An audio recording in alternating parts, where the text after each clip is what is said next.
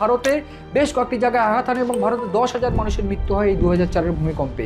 সেই ভূমিকম্পের আজ কিন্তু একেবারে পশ্চিমবঙ্গও কিছুটা আঘাত এনেছিল। এবং এই জায়গায় দাঁড়িয়ে আমি একটু বলার চেষ্টা করব যে কতটা সুরক্ষিত পশ্চিমবঙ্গ, কতটা সুরক্ষিত, কোন জায়গায় ঠিক এক্স্যাক্টলি কীভাবে ভূমিকম্প হওয়ার চান্স রয়েছে এবং কতটা সেফ সেখানে। আমি একটু বলে রাখি, আন্দামান নিকোবর দ্বীপপুঞ্জ একেবারে সরাসরি প্লেট বাউন্ডারিতে অবস্থিত, যেটা আমি বলছিলাম বার্মা প্লেট এবং এই Indian plate, Indo Australian plate, এই দুটো প্লেটের এই যে দুটো প্লেটের একেবারে বর্ডার এলাকায় অবস্থিত। ফলে এই আন্দামান নিকোবর দ্বীপপুঞ্জ কিন্তু একেবারে রিস্কের পরিস্থিতিতে রয়েছে। তামিলনাড়ু আন্দামানের উপকূল, এই উপকূলটাও কিন্তু ভীষণ রিস্কে রয়েছে, কারণ এটাও কিন্তু এক প্রকার বর্ডার লাইনে রয়েছে। এবং আমি একটু বলে রাখি যে ভারত কিন্তু 7,500 কিলোমিটার দীর্ঘ উপকূল রেখা ভারতে রয়েছে। ফলে ভারত ভূমিকম্প বা সুনামির দিক থেকে অনেকটাই কিন্তু একেবারে রিস্কি জোনে রয়েছে। পাশাপাশি উড়িষ্যা ও পশ্চিম উপকূল এক্ষেত্রে মাঝারি বা মাইল্ড বলা ভালো, কারণ বঙ্গোপসাগরে কিন্তু পার্শ্ব প্রতিক্রিয়া, একেবারে সামান্য পার্শ্ব প্রতিক্রিয়া হওয়া সম্ভব। গুজরাট উপকূলও কিন্তু মাঝারি, তার কারণ একেবারে সামান্য ভূমিকম্পের যদি হয় বা যদি বড় আকারের সুনামি হয়, সেক্ষেত্রে সামান্য একটা ওয়েভ কিন্তু পৌঁছতে পারে এই গুজরাট উপকূলে। এই ভূমিকম্পের ক্ষেত্রে ভারত কেন ভূমিকম্প বা এবং এই সুনামি প্রবণ এলাকায় রয়েছে, বা ভারত কেন সুনামি হলে ভারতের থ্রেট রয়েছে বা রিস্ক রয়েছে, সেটা আমি বলার চেষ্টা করব। তার আগে আমি ইতিহাস দেখতে চাইবো যে ইতিহাস কি বলছি। 2004 সালে আন্দামান সাগরে 9.1 ম্যাগনিটিউডের ভূমিকম্প হয় এবং তাতে সুনামিতে 10,000 জনের মৃত্যু হয়। 1881 সালে আন্দামান দ্বীপে 7.9 ম্যাগনিটিউডের যে ভূমিকম্প হয়, তাতে বঙ্গোপসাগরীয় অঞ্চল ক্ষতিগ্রস্ত হয় এবং তারপর সুনামিতে প্রায় 10,000 মানুষের মৃত্যু হয়। এছাড়া 1941 সালে বঙ্গোপসাগর হয় 8.1, যেটা 8.1 ম্যাগনিটিউড এবং যেটা কলকাতা উপকূল প্রভাবিত হয় সেটা ভূমিকম্পের ফলে। এছাড়া 2022 সালে টোঙ্গার কাছে আগ্নেয়গিরির সুনামি হয় আগ্নেয়গিরির কারণে। এবং এই যে ইতিহাস, সেই ইতিহাস ভয়ানক ইতিহাস, যেটা ইতিমধ্যেই জাপান এবং রাশিয়া সেই ইতিহাসে যোগ হতে চলেছে বা যোগ হয়েছে। 2011তেও ভূমিকম্প হয় জাপানে, আমরা দেখেছি সেই ভূমিকম্পের যে চিত্র একেবারে ধ্বংসস্তূপে পরিণত হয়ে গেছিল জাপান। এবং ভারত কতটা সুরক্ষিত, সুনামি হলে কেন ভারত রিস্কের মুখে, এটা সবথেকে গুরুত্বপূর্ণ বিষয়।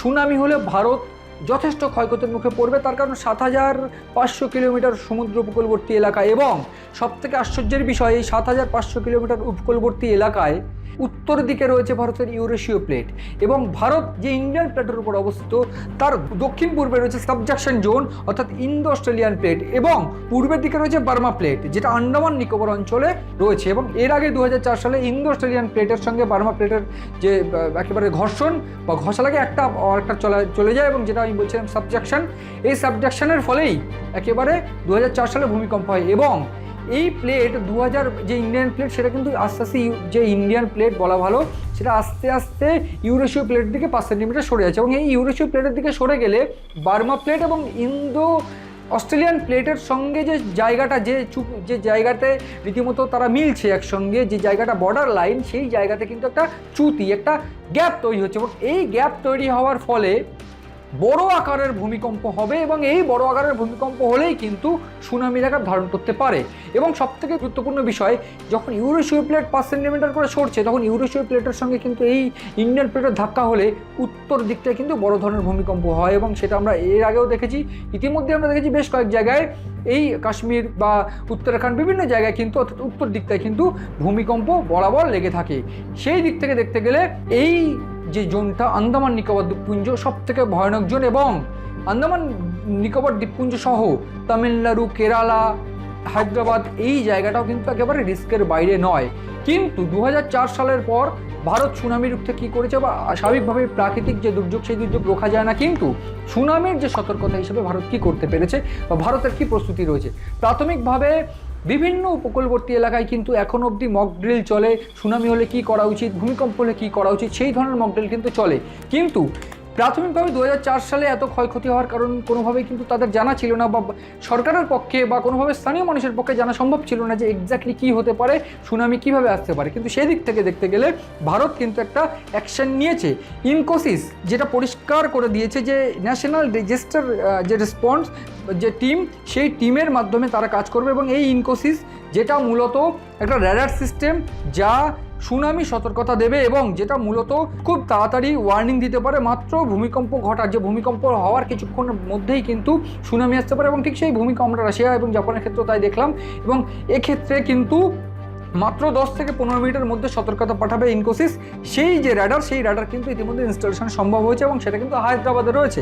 এবং এই জায়গায় দাঁড়িয়ে পরিষ্কার যে কিভাবে ভারত একদিকে মকড্রিল, অন্যদিকে এয়ার রেড সাইরেন, বিভিন্ন ক্ষেত্রে ভূমিকম্প প্রবণ এলাকাগুলোতে বা উপকূলবর্তী এলাকাগুলোতে এখনও মকড্রিল চলে। বিভিন্ন ক্ষেত্রে মানুষদের যে অ্যাওয়ারনেস প্রোগ্রাম, সেটা কিন্তু ভারতীয় সরকার দ্বারা পরিচালনা করা হয়। ফলে সব মিলিয়ে এই যে বিচ্যুতি বা এই চ্যুতি বা এই একটার প্লেটের সঙ্গে আর একটা ঘর্ষণ বা যদি বলা হয় সাবডাকশন, এই সাবডাকশনের ফলে এই ভূমিকম্প হয়েছে। এবং এই বড় যে ভূমিকম্প, সেই ভূমিকম্প একেবারে সুনামিকে ডেকে এনেছে, যেটা 2004 সাল 2011 সালে দেখেছি। এবার ভারত ঠিক কতটা সুরক্ষিত তা আমি বলার চেষ্টা করলাম। ভারত কোন প্লেটের উপর অবস্থিত, এই প্লেট কোন ভূমিকা পালন করছে, এই ইউরেশীয় প্লেটের দিকে ধাক্কা খাচ্ছে ইন্ডিয়ান প্লেট, সেটা আমি পরিষ্কার করে বোঝালাম। ভূমিকম্প হলে বা সুনামি হলে কোন এলাকাটা একেবারে হাই রিস্কের এলাকা, সেটাও আমি বোঝানোর চেষ্টা করব। এবং সব মিলিয়ে এটা একেবারে পরিষ্কার যে ভূমিকম্প প্রবণ ভারত, এবং এই জায়গায় দাঁড়িয়ে সুনামি যদি কোনোভাবে ভারতে হয়, সেক্ষেত্রে ভারত কিন্তু বেশ ক্ষয়ক্ষতির মুখে যেমন পড়বে। সতর্কতামূলক ভারত বিভিন্ন সতর্কতা ইতিমধ্যেই অবলম্বন করেছে। সেই জায়গায় দাঁড়িয়ে ভারতের প্রশাসনিক দক্ষতায় সেই যে পরিস্থিতি, সেই পরিস্থিতিও কিন্তু কাটিয়ে ওঠা সম্ভব। এবং সবথেকে গুরুত্বপূর্ণ বিষয় যে ভৌগোলিক পরিস্থিতি, সেটাও আমি একেবারে বিশ্লেষণ করে বললাম। সেইখানে দাঁড়িয়ে প্রাকৃতিক যে পরিস্থিতি বা বলা ভালো যে গাছ লাগাতে হবে বা পরিবেশকে বাঁচাতে হবে, এবং পরিবেশকে যদি কোনোভাবে আঘাত দেওয়া হয় বা পরিবেশ যদি কোনোভাবে আঘাতপ্রাপ্ত হয়, এই ধরনের ঘটনা আরও ঘটবে। এবং এই জায়গায় প্রাথমিকভাবে ভারত একটা সুনামি প্রবণ এলাকায় পরিস্থিতিতে রয়েছে, এবং কোনোভাবে যদি এই রাশিয়া এবং জাপানের মতন পরিস্থিতি ভারতে হয়, সেক্ষেত্রে ভারত কিভাবে নিজেকে রক্ষা করবে সেদিকে কিন্তু নজর রয়েছে।